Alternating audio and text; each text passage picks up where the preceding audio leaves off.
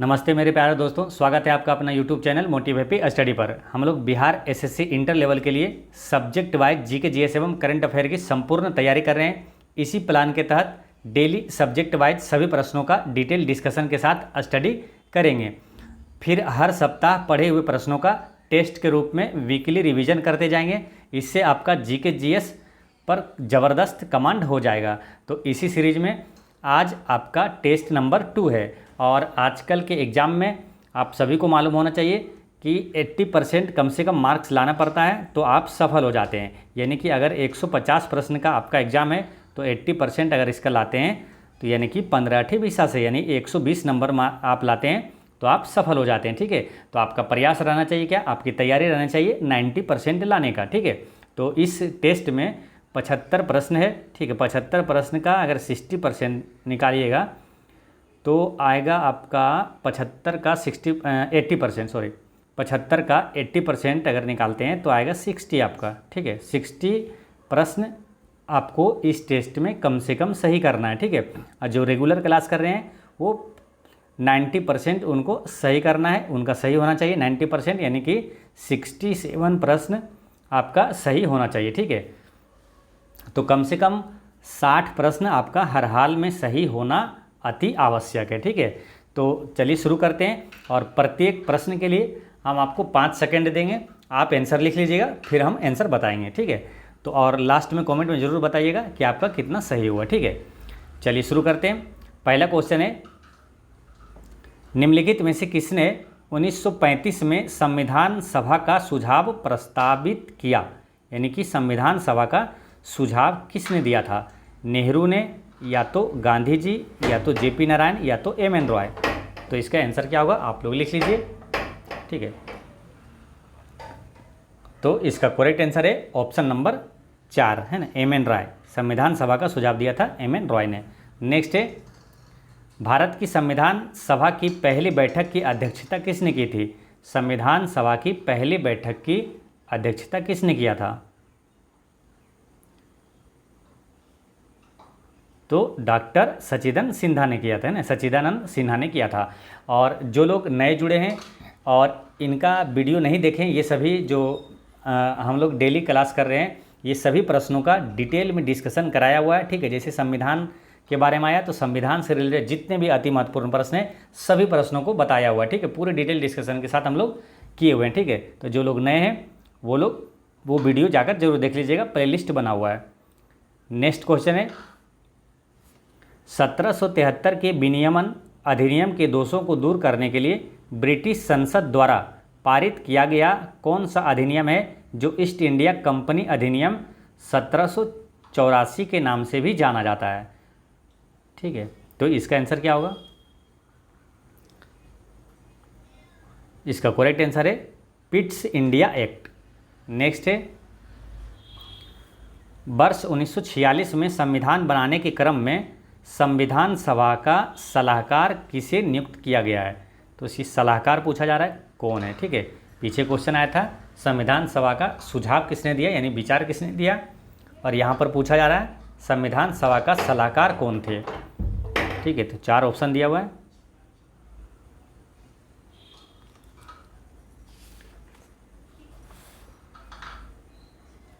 तो इसका आंसर है B.N. राव। नेक्स्ट है, भारतीय संविधान के किस भाग में केंद्र शासित प्रदेशों का प्रावधान है? यानी कि केंद्र शासित प्रदेशों का प्रावधान किस भाग में है? तो भाग 8 में है। नेक्स्ट है, हैदराबाद रियासत को देश में भारतीय संघ में मिलाया गया था?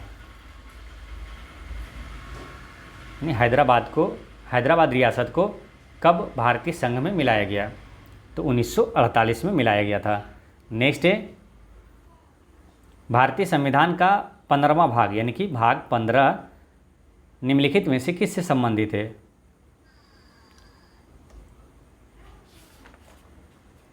तो भाग 15 है निर्वाचन से संबंधित है। नेक्स्ट है, किसी देश के राज्य तंत्र को उसके देश के अनुसार डिजाइन किया जाता है और राज्य तंत्र में कोई भी बदलाव तभी संभव है जब कोई संशोधन किया जाए। तो इसका आंसर क्या होगा? है ना। 4 ऑप्शन दिया हुआ है। किसी राज्यतंत्र का किसके अनुसार, उसका जो किसी देश का राज्यतंत्र है किसके अनुसार डिजाइन किया जाता है, संविधान के अनुसार या लोगों के अनुसार या सरकार के अनुसार या प्रस्तावना के अनुसार। तो किसी देश का राज्यतंत्र जो है उसके संविधान के अनुसार डिजाइन किया जाता है ना। इसका आंसर 1 हो गया। नेक्स्ट है, जीवी मावलंकर भारत की संविधान सभा के देश के अध्यक्ष थे। तो ये 4 ऑप्शन में से कौन सा आंसर होगा? मौलिक अधिकारों या तो अल्पसंख्यकों और जनजातीय बहिष्कृत क्षेत्रों संबंधी सलाहकार समिति के अध्यक्ष थे, या तो कार्यसूची समिति के अध्यक्ष थे, या प्रकार्य समिति के अध्यक्ष थे, या तो राष्ट्रीय ध्वज से संबंधित तदर्थ समिति के अध्यक्ष थे। तो जीवी मावलंकर भारत के संविधान के देश के अध्यक्ष थे। तो ये थे कार्यसूची समिति के अध्यक्ष थे। नेक्स्ट है, निम्नलिखित में से कौन 1946 में मद्रास निर्वाचन क्षेत्र से संविधान सभा के सदस्य बने थे? तो 1946 में मद्रास निर्वाचन क्षेत्र से संविधान सभा के सदस्य कौन बने थे? तो अम्मू स्वामीनाथन बने थे।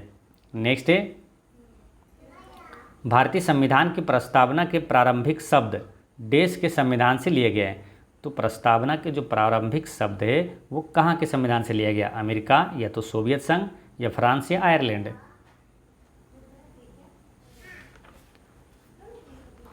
तो ये अमेरिका के संविधान से लिया गया था। भारत के संविधान के निर्माण में कितना समय लगा? ठीक है, 4 ऑप्शन दिया हुआ है। संविधान बनने में कितना समय लगा? पहला ऑप्शन है, दूसरा, तीसरा, चौथा, है ना। तो इसका आंसर क्या होगा? तो संविधान बनने में कितना समय लगा? 2 वर्ष 11 माह 17 दिन। नेक्स्ट है, भारतीय संविधान के किस भाग को भारत का मेगना काटा कहा जाता है? तो भारत का मेगना काटा किस भाग को कहा जाता है? तो भाग 3 को कहा जाता है। नेक्स्ट है, सरकार द्वारा अधिनियमित प्रत्येक कानून देश के अनुरूप होना चाहिए। सरकार द्वारा अधिनियमित प्रत्येक कानून किसके अनुसार होना चाहिए? तो संविधान के अनुरूप होना चाहिए। भारतीय संविधान के मूल लेख में देश अनुच्छेद थे, यानी कि मूल संविधान में कितना अनुच्छेद था?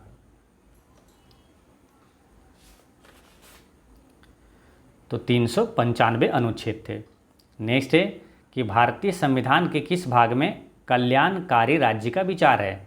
तो किस भाग में कल्याणकारी राज्य का विचार है? तो पहला ऑप्शन है, राज्य के नीति निर्देशक तत्व, या तो मूल कर्तव्य, या मूल अधिकार, या प्रस्तावना।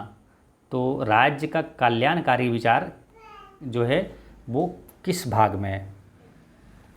तो वो है राज्य के नीति निर्देशक तत्व में। नेक्स्ट है, भारत के संविधान के भाग देश में देश के भीतर व्यापार और वाणिज्य की स्वतंत्रता का प्रावधान है, यानी कि देश के भीतर व्यापार और वाणिज्य की स्वतंत्रता किस भाग में है? तो ये भाग 13 में है।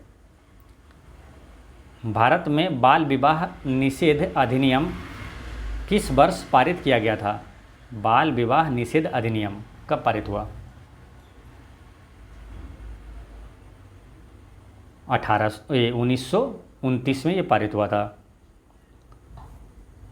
उच्चतम न्यायालय ने देश के केशवानंद भारती मामले में फैसला सुनाया था कि प्रस्तावना संविधान की एक घटक है, यानी ये कब फैसला वो कब सुनाया था कि केशवानंद भारती मामले में कि प्रस्तावना संविधान की एक घटक है? तो ये कब सुनाया था, ये इस पे इसका बताना है।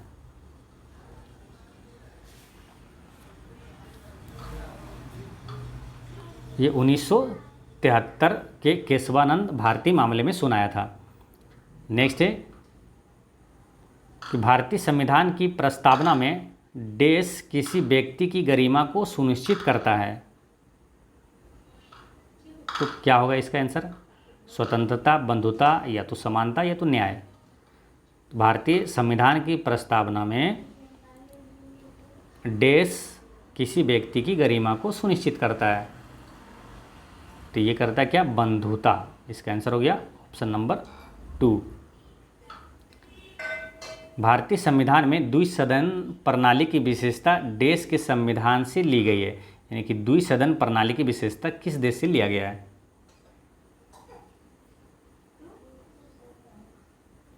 तो ये ब्रिटेन के संविधान से लिया गया है। नेक्स्ट है कि प्रारूपण समिति ने भारतीय संविधान का पहला प्रारूप कब प्रकाशित किया था? प्रारूपण समिति ने भारतीय संविधान का पहला प्रारूप कब प्रकाशित किया था? ये फरवरी 1948 में प्रकाशित किया था। भारतीय संविधान का राजनीतिक भाग मुख्यतः किस संविधान से लिया गया है? यानी कि राजनीतिक भाग मुख्यतः किस संविधान से लिया गया है?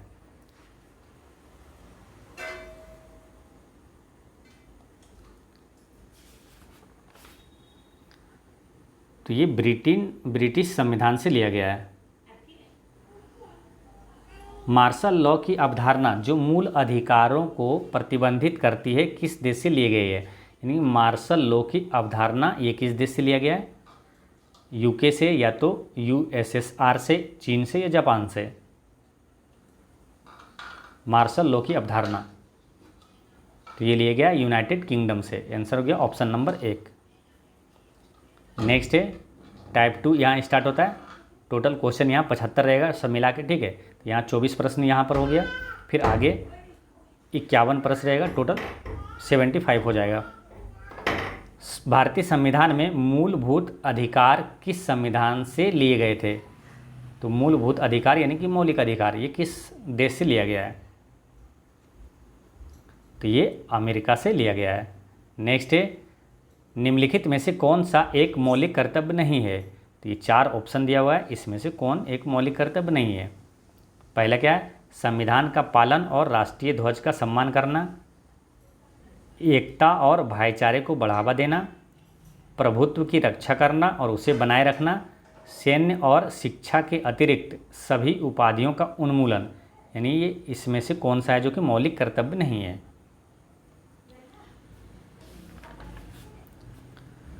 तो ये ऑप्शन नंबर 4 जो है ये मौलिक कर्तव्य नहीं है। इनमें से कौन सामाजिक अधिकार के अंतर्गत नहीं आता है? तो सामाजिक अधिकार के अंतर्गत इसमें कौन नहीं आता है? मतदान का अधिकार, या जीवन का अधिकार, या धार्मिक स्वतंत्रता का अधिकार, या शिक्षा एवं संस्कृति का अधिकार।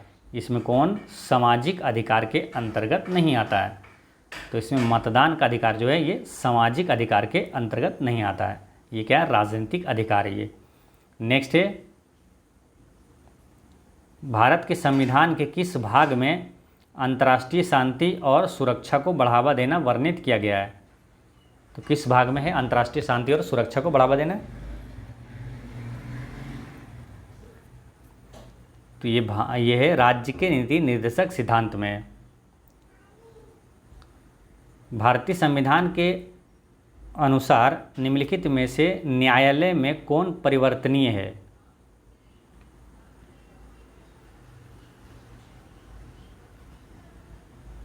इसमें कौन न्यायालय में परिवर्तनीय है? तो ये मूल अधिकार जो है ये न्यायालय में परिवर्तनीय है, बाकी ये सभी नहीं है। देश सरकार में हर वयस्क नागरिक का एक मत होना चाहिए तथा हर मत का एक समान मूल्य होना चाहिए।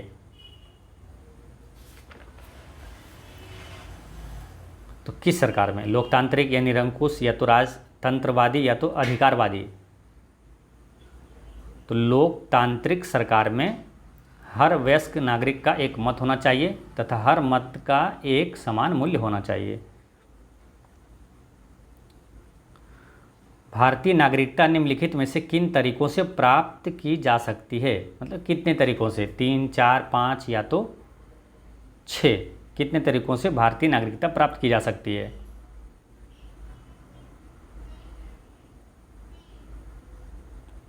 तो भारतीय नागरिकता 5 तरीकों से प्राप्त किया जा सकता है। निम्नलिखित में से कौन सी याचिका या परम आदेश कोर्ट द्वारा किसी सरकारी अधिकारी को उसके आधिकारिक कार्य करने के लिए दी जाती है? तो कौन सी याचिका, कौन सी रिट जारी किया जाता है?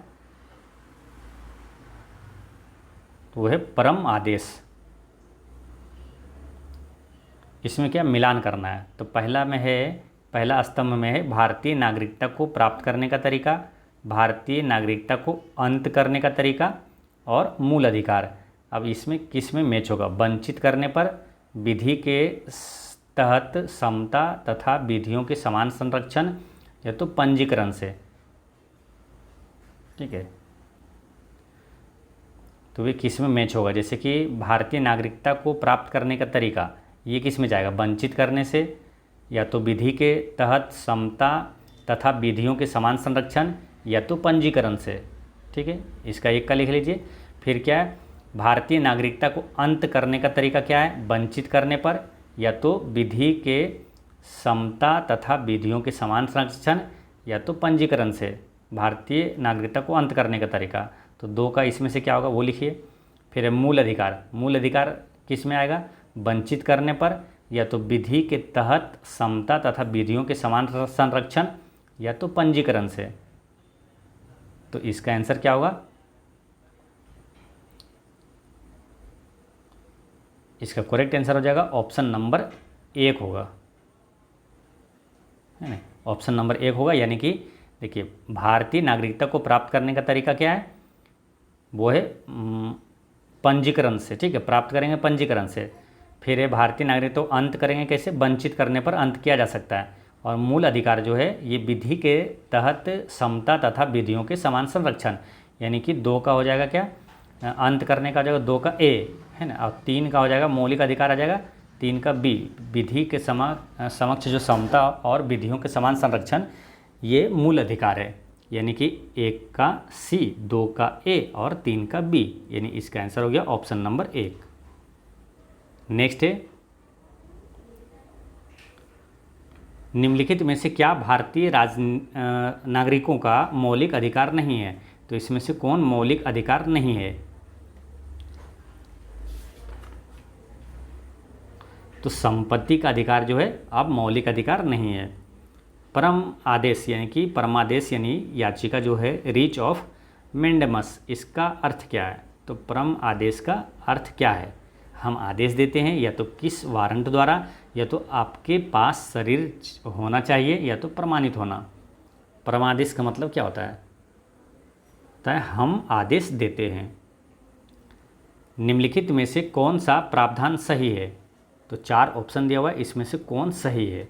तो पहला क्या है? भारतीय संविधान का भाग 4A नागरिकता से संबंधित है, या तो भारतीय संविधान का भाग 4 राज्य के नीति निर्देशक सिद्धांत से संबंधित है, या तो भारतीय संविधान का भाग 3 मौलिक कर्तव्य से संबंधित है, भारतीय संविधान का भाग 2 मौलिक अधिकार से संबंधित है। तो इसमें से कौन सा सही है? तो इसका करेक्ट आंसर है ऑप्शन नंबर 2, ये सही है केवल, कि भारतीय संविधान का भाग 4 जो है ये राज्य के नीति निर्देशक सिद्धांत से संबंधित है। निम्नलिखित में से कौन सा राज्य का नीति निर्देशक सिद्धांत है? तो इसमें से कौन सा राज्य का नीति निर्देशक सिद्धांत है?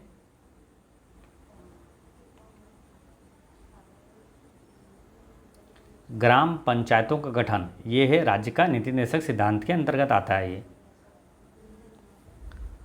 भारत के संविधान का निम्नलिखित में से कौन सा अनुच्छेद समानता के अधिकार से संबंधित है? तो समानता के अधिकार से संबंधित कौन सा अनुच्छेद है? तो अनुच्छेद 14 से 18 तक है, ये समानता के अधिकार से संबंधित है। मौलिक अधिकारों की सुरक्षा के लिए भारत के सुप्रीम कोर्ट जो है सर्वोच्च न्यायालय द्वारा कितनी रीट जारी की जा सकती है? तो रीट कितने होते हैं?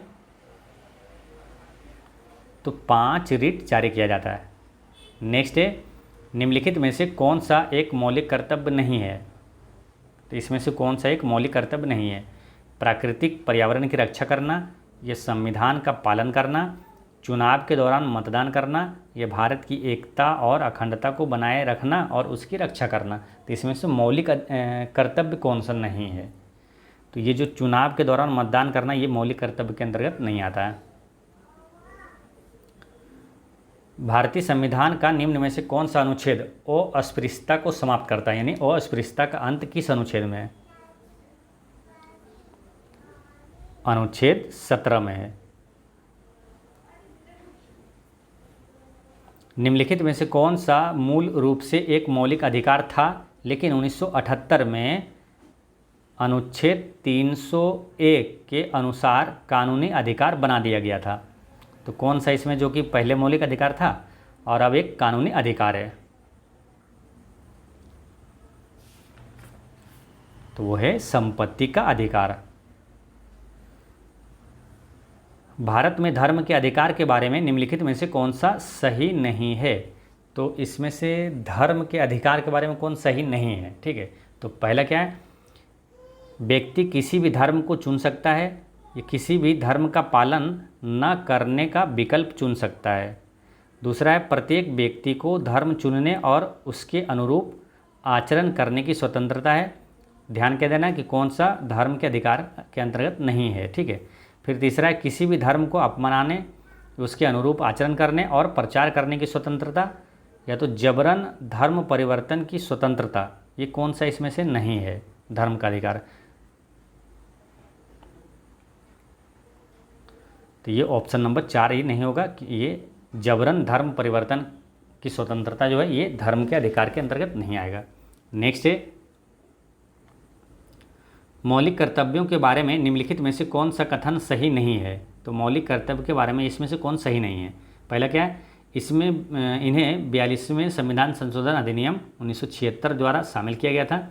ये प्रकृति में गैर न्यायिक है।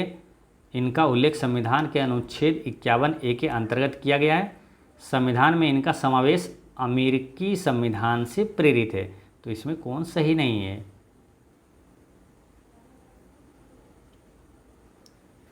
तो ऑप्शन नंबर 4 जो है ये संबंधित नहीं है ना, ये गलत है, क्योंकि मौलिक कर्तव्य कहाँ से लिया गया है? तो रूस के संविधान से लिया गया है। नेक्स्ट है, निम्नलिखित में से किस अनुच्छेद में यह उल्लेख किया गया है कि नीति निर्देशक सिद्धांत न्यायालय द्वारा परिवर्तनीय नहीं है? तो जो नीति निर्देशक सिद्धांत है वो न्यायालय द्वारा परिवर्तनीय नहीं है, ये किस अनुच्छेद में कहा गया है?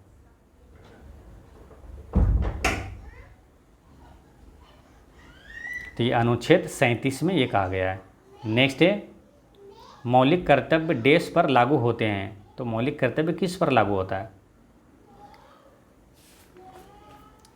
तो ये नागरिकों पर लागू होते हैं। बच्चों की शिक्षा से संबंधित अंतिम उपधारा के 2002 में मौलिक कर्तव्यों के एक भाग के रूप में जोड़ी गई थी। इस संशोधन को संविधान में देश के तहत शामिल किया गया था। तो क्वेश्चन क्या पूछा जा रहा है, ये जो बच्चों की शिक्षा से संबंधित है वो शिक्षा का अधिकार है, ये इस संशोधन को संविधान में किसके तहत जोड़ा गया, किस अनुच्छेद में शिक्षा का अधिकार है? तो अनुच्छेद 21A में है।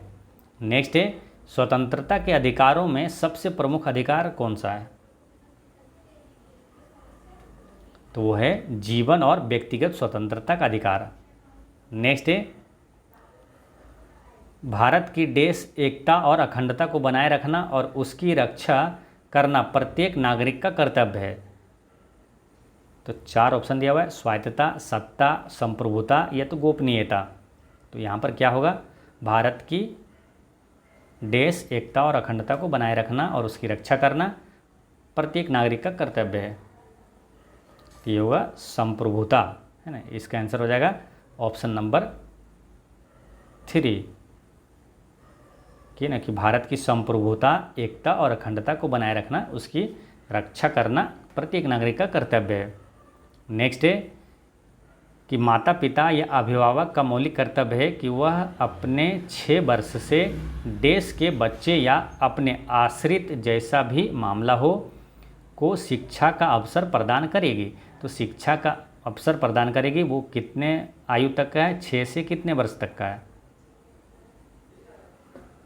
तो वो है 6 से 14 वर्ष तक के बच्चों को निःशुल्क शिक्षा का प्रावधान है। नेक्स्ट है, मौलिक कर्तव्य भारत के संविधान के किस अनुच्छेद में है?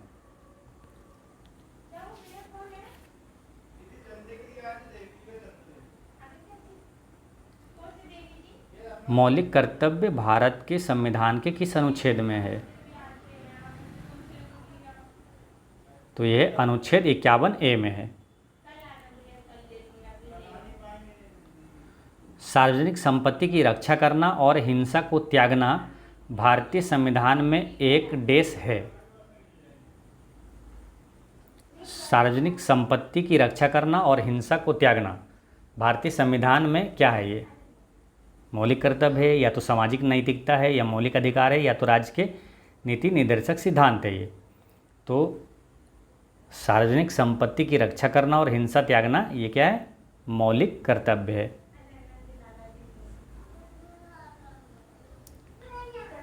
समानता का अधिकार के अंतर्गत कितने अधिकारों का उल्लेख है? समानता के अधिकार के अंतर्गत कितने अधिकारों का उल्लेख है? तो 5 अधिकारों का उल्लेख है ना। समानता का अधिकार जो है 14 से 18 तक है, तो ये 5 अधिकारों का उल्लेख है। नेक्स्ट है, आपातकाल के दौरान किन मौलिक अधिकारों को निलंबित नहीं किया जा सकता है? तो कौन सा है मौलिक अधिकार या कौन सा अनुच्छेद है जिसको आपातकाल के दौरान निलंबित नहीं किया जाता है? तो वह अनुच्छेद 20 और 21। विरासत का अधिकार किस ओर ले जाता है?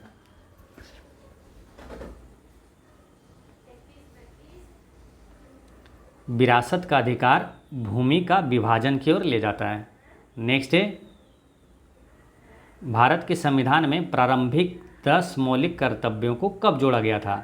तो सबसे पहले यानी कि पहली बार मौलिक कर्तव्य को कब जोड़ा गया था?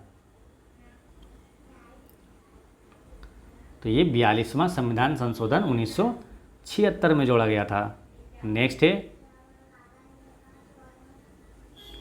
मौलिक कर्तव्यों की कौन सी उपधारा स्वतंत्रता के लिए हमारे राष्ट्रीय संघर्ष को प्रेरित करने वाले उच्च आदर्शों को हृदय में संजोए रखें और उनका पालन करें के बारे में बात करती है? क्वेश्चन एक बार फिर समझिए, मौलिक कर्तव्यों की कौन सी उपधारा स्वतंत्रता के लिए हमारे राष्ट्रीय संघर्ष को प्रेरित करने वाले उच्च आदर्शों को हृदय में संजोए रखें और उनका पालन करें, इसके बारे में बात करती है? तो वो कौन सी उपधारा है?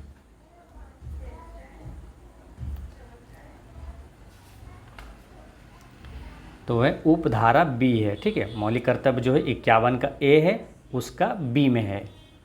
नेक्स्ट है, भारत में नागरिकता अधिनियम किस वर्ष पारित हुआ था? तो नागरिकता अधिनियम किस वर्ष पारित हुआ था?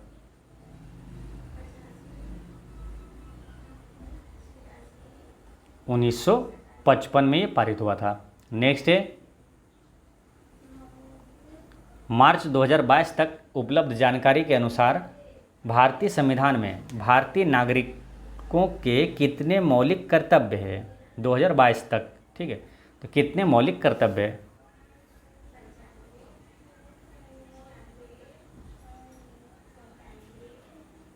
तो 11 मौलिक कर्तव्य है। नेक्स्ट है, शिक्षा के अधिकार को भारतीय संविधान में वर्ष देश में एक मौलिक अधिकार के रूप में जोड़ा गया था। तो शिक्षा के अधिकार को कब एक मौलिक अधिकार के रूप में जोड़ा गया है? 1997, 1986 या 2002 या तो 2004। तो ये 86वां संविधान संशोधन 2002 में जोड़ा गया था। नेक्स्ट है, 86वां संविधान संशोधन में जो 11वां मौलिक कर्तव्य जोड़ा गया, ये किस वर्ष अधिनियमित किया गया था? तो किस वर्ष हुआ था? 2002 में।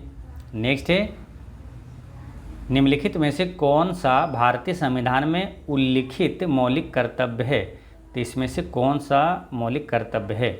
पहला क्या है? प्रारंभिक बचपन की देखभाल और शिक्षा प्रदान करें, या तो गाय, बछड़े या अन्य दुधारू पशुओं को वध पर रोक लगाना, या कलात्मक या ऐतिहासिक महत्व के प्रत्येक स्मारक या स्थान की रक्षा करना, या 6 से 14 वर्ष की आयु के अपने बच्चे को शिक्षा के अवसर प्रदान करना माता पिता या अभिभावक का कर्तव्य है। तो इसमें से कौन सा मौलिक कर्तव्य है? तो ये है ऑप्शन नंबर 4, ये 11वां मौलिक कर्तव्य यही है। नेक्स्ट है, ऐसे अपराध जिनके लिए पुलिस न्यायालय के आदेश के बिना किसी व्यक्ति को गिरफ्तार कर सकती है, उसे कहते हैं। तो वो कौन सा अपराध है जिसमें जो कि कोर्ट के आदेश के बिना ही व्यक्ति को गिरफ्तार कर सकती है। तो वो कहलाता है संज्ञेय अपराध। नेक्स्ट है,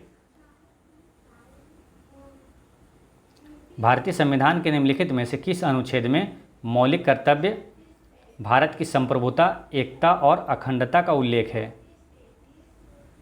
तो 4 ऑप्शन दिया हुआ है। देखिए, अनुच्छेद 51 का ए, बी, या तो अनुच्छेद 51 ए ई, या तो अनुच्छेद 51 ए सी, या तो अनुच्छेद 51 ए डी। तो इस कौन सा आंसर होगा इसका? क्वेश्चन एक बार फिर समझिए, और आपको ऐसे याद करवाए थे ताकि आपको कन्फ्यूजन में ना हो, आसानी से आंसर आपको इसमें मिल जाएगा। भारतीय संविधान के निम्नलिखित में से किस अनुच्छेद में मौलिक कर्तव्य जो है, किस अनुच्छेद में मौलिक कर्तव्य भारत की संप्रभुता, एकता और अखंडता, है ना, 3 शब्द है, भारत की संप्रभुता, एकता और अखंडता का उल्लेख है, तो किस में है ये? तो अब देखिए ऑप्शन में क्या है, सभी में 51 है, 51 है सभी में। अब यहाँ खेल है किसमें, जो लास्ट में है, बी या तो ई या सी या तो डी। तो आपको याद करवाए थे कि 3 शब्द है, संप्रभुता, एकता और अखंडता, 3 शब्द है, यानी तीसरे नंबर पर कौन आता है? तीसरे नंबर पर ABCD में कौन आता है? सी। तो इसका आंसर क्या हो जाएगा? ऑप्शन नंबर 3, 51 ए सी इसका करेक्ट आंसर है। नेक्स्ट है,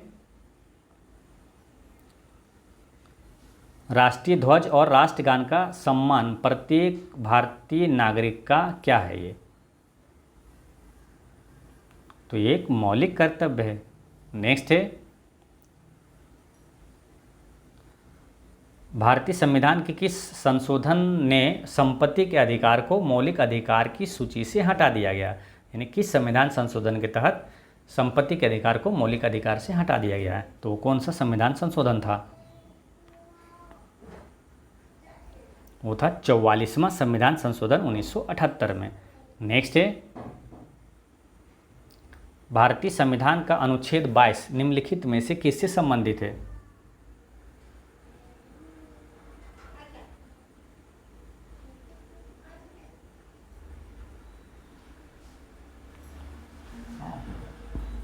तो ये है अनुच्छेद 22 जो है निवारक नज़रबंदी से संबंधित है।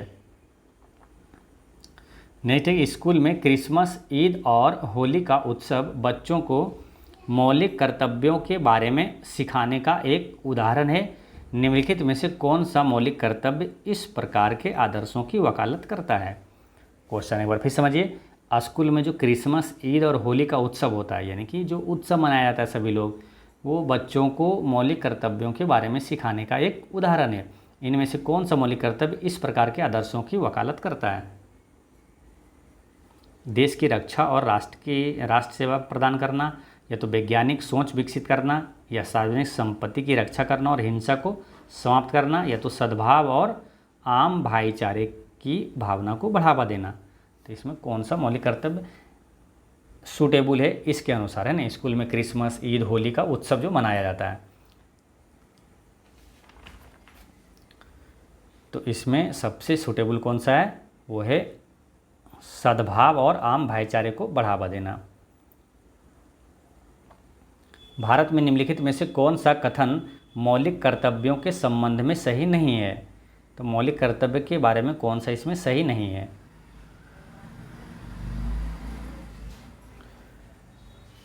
तो ग्राम पंचायत का गठन करना ये मौलिक कर्तव्य में नहीं आता है। नेक्स्ट है, भारतीय संविधान के राज्य के नीति निर्देशक सिद्धांतों की श्रेणी में निम्नलिखित में से किसे शामिल नहीं किया गया है? तो राज्य के नीति निर्देशक सिद्धांत में कौन सा शामिल नहीं है? उदारवादी या नेहरूवादी या समाजवादी या तो गांधीवादी। तो कौन नीति निर्देशक सिद्धांत के श्रेणी में नहीं है? तो ये जो नेहरूवादी है ये नहीं है। नेक्स्ट है, निम्नलिखित में से कौन सा महात्मा गांधी के आदर्शों पर आधारित निर्देशक सिद्धांत नहीं है? तो गांधी जी के आदर्शों पर कौन सा सिद्धांत इस पे आधारित नहीं है?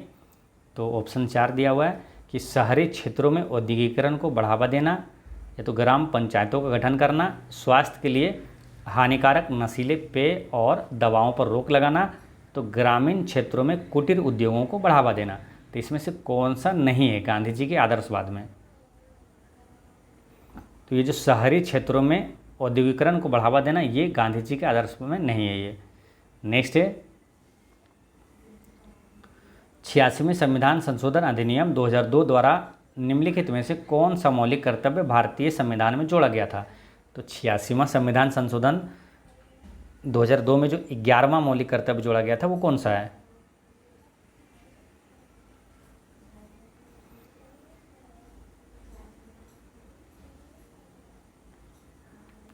तो यही है 6 से 14 वर्ष की आयु के बीच जो बच्चे हैं उसका शिक्षा का अवसर प्रदान करना, ऑप्शन नंबर 3।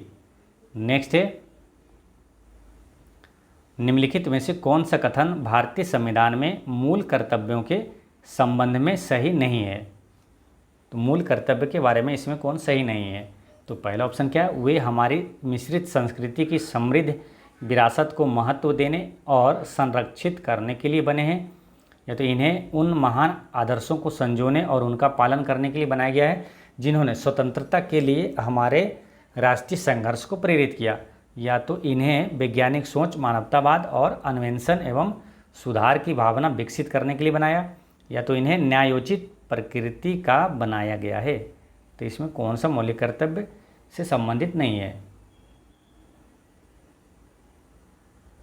तो ये होगा ऑप्शन नंबर 4 है ना, ये इन्हें न्यायोचित प्रकृति का बनाया गया, ये मौलिक कर्तव्य से संबंधित नहीं है। नेक्स्ट है, भारतीय संविधान का कौन सा भाग मूल अधिकारों से संबंधित है? तो मूल अधिकार किस भाग में है? तो भाग 3 में है। नेक्स्ट है,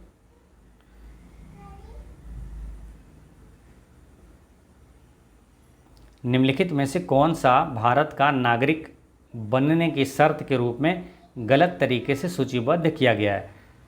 तो नागरिकता बनने के लिए भारत का जो 5 शर्तें हैं उनमें से इसमें कौन सा नहीं है? जन्म से नागरिकता, ये देशीयकरण द्वारा नागरिकता, ये संपत्ति के अधिग्रहण के माध्यम से नागरिकता, या वंश द्वारा नागरिकता। तो ये कौन सा इसमें नहीं है?